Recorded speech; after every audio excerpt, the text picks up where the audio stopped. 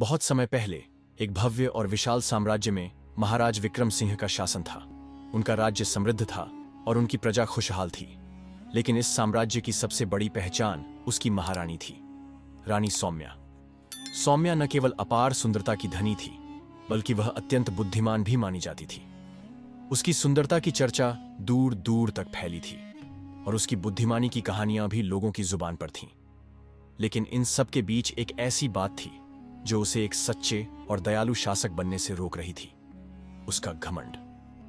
रानी को अपनी सुंदरता और बुद्धिमत्ता पर अत्यधिक गर्व था।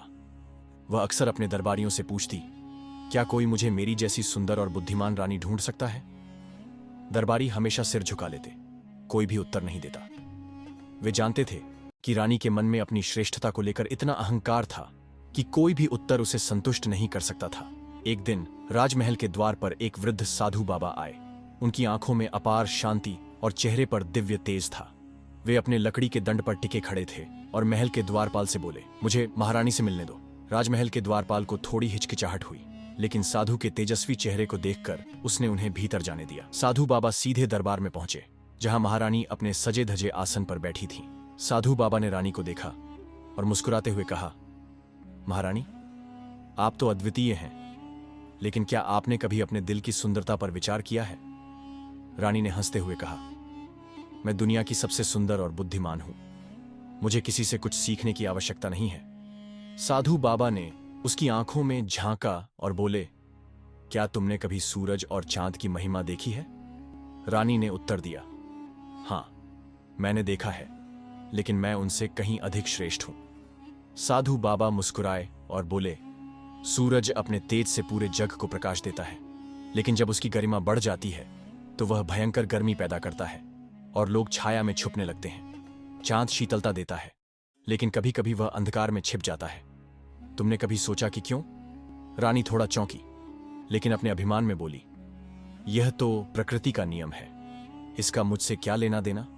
साधु बाबा ने गहरी सांस ली और कहा, ठीक वैसे ही जब किसी के भीतर घमंड बढ़ जाता है तो उसकी चमक दूसरों के लिए असहनीय हो जाती है। जिस तरह सूर्यास्त और चंद्रग्रहण होते हैं, उसी तरह अहंकारी व्यक्ति की महानता भी एक न एक दिन ढल जाती है। रानी को साधु बाबा की बातों ने विचलित कर दिया।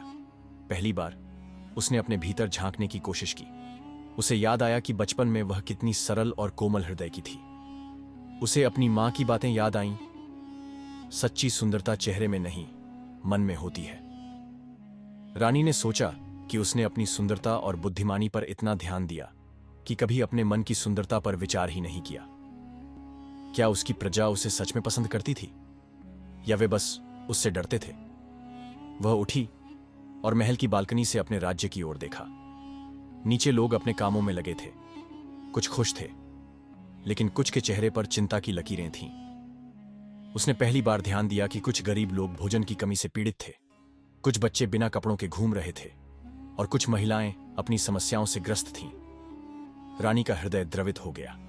उसने महसूस किया कि यदि वह सच में महान बनना चाहती है तो उसे अपने घमंड को छोड़कर अपनी प्रजा की सेवा करनी होगी। अगले ही दिन रानी ने अपने राज्य में कई बदलाव करने का निर्णय लिया। उसने अपने खजाने का एक बड़ा हिस्सा गरीबों की सहायता के लिए खोल दिया। उसने निर्धन बच्चों के लिए विद्यालय बनवाए, विधवाओं और बेसहारा महिलाओं के लिए आश्रम स्थापित किए और किसानों के लिए नए जल स्रोत बनवाए ताकि वे बेहतर खेती कर सकें। धीरे धीरे प्रजा की नजर में रानी का रूप बदलने लगा। अब वे उसे केवल एक सुंदर और बुद्धिमान रानी नहीं, बल्कि एक दयालु और विनम्र शासक के रूप में देखने लगे। कुछ महीने बाद वही साधु बाबा फिर से महल आए। रानी ने उन्हें प्रणाम किया और कहा, बाबा, आपने मुझे सच्ची सुंदरता का अर्थ समझाया। अब मैं जान गई हूं कि केवल बाहरी सौंदर्य और शक्ति ही महत्वपूर्ण नहीं होती, बल्कि हृदय की कोमलता और सेवा का भाव भी आवश्यक होता है। साधु बाबा मुस्कुराए और बोले, अब तुम सच में सुंदर और बुद्धिमान हो महारानी। याद रखना, घमंड इंसान को अंधा बना देता है, लेकिन विनम्रता उसे देवता के समान बना देती है। रानी ने वचन दिया कि वह हमेशा अपनी प्रजा की सेवा करती रहेगी और कभी भी अपने अहंकार को अपने ऊपर हावी नहीं होने देगी। समय बीतता गया, लेकिन रानी का नाम इतिहास में एक महान शासक के रूप में अमर हो गया। लोग उसकी सुंदरता के साथ साथ उसकी दयालुता और बुद्धिमानी की मिसालें देने लगे। उसने यह साबित कर दिया कि सच्ची सुंदरता और शक्ति केवल बाहर से नहीं बल्कि भीतर से भी आनी चाहिए। इस कहानी से हमें यह सीखने को मिलता है कि घमंड व्यक्ति को खोखला बना देता है, जबकि विनम्रता और सेवा का भाव उसे सच्चे अर्थों में महान बनाता है।